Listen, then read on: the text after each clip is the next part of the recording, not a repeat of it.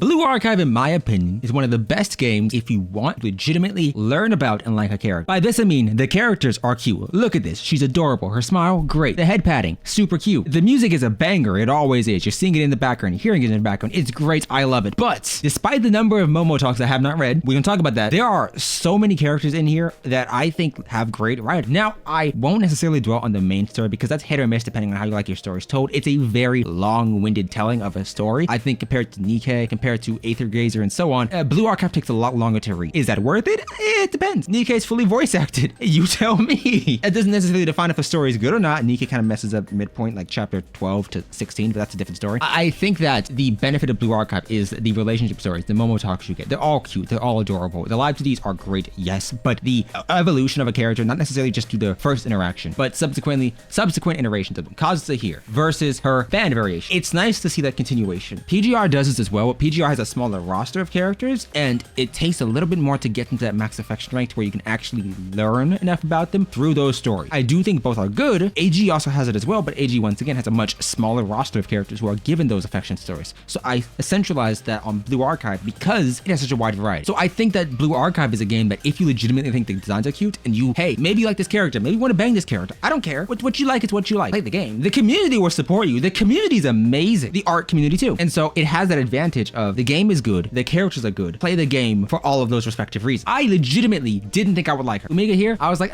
she's okay. No, she's super cute. First off, look at the head, one of the greatest head padding animations I've personally seen. But a relationship story, great. I loved it. This cute. Everything about her is adorable. I like this dog. Now, is she competing with Hibiki? I don't know. I think if it was base Hibiki, I'd say she's better. But cheerleader Hibiki is she's kind of giving her a run for her money. It's a very close competition on that one. I think Blue Archive is a game to where if you like the character designs and you like the relationship stories, they can stick with you long term. I don't get much Izuna characterization outside of her relationship stories, but she's still my favorite character. Now, Hoshino's a close second, maybe. Actually, that's a contested position. Never mind. And I am waiting for the Fox Squad. Reisa, though, was a surprise. I thought she was going to be, stupid as all hell because of the memes regarding her. But no, her relationship story is very cute. And I think that's a nice thing to have. There are some that, in my opinion, are a pretty big miss. I don't think any of the ones I've shown thus far are big misses, but there are some that are like, that was okay, or did it really need to be a relationship story because not much happened. And I think that depending on the character, you will have one of two variations of sensei. Some you will have him be a super perverted or innuendo seeking, or at least speaking, individual. Others, super wholesome, much more like a parental figure. And so it flip-flops and it's a bit inconsistent, keep that in mind. But you have a whole roster of individuals here. And each of these characters, I think all of them at this point, have relationship stories. And they're all great. I haven't done some of them, yes, and some of them I do have personal biases against. I'm never doing hers. I think Shiroko is mid. I will never do Karin's or Amy or Himari, because once again, also mid. And so, yeah, I understand a lot of these characters can be,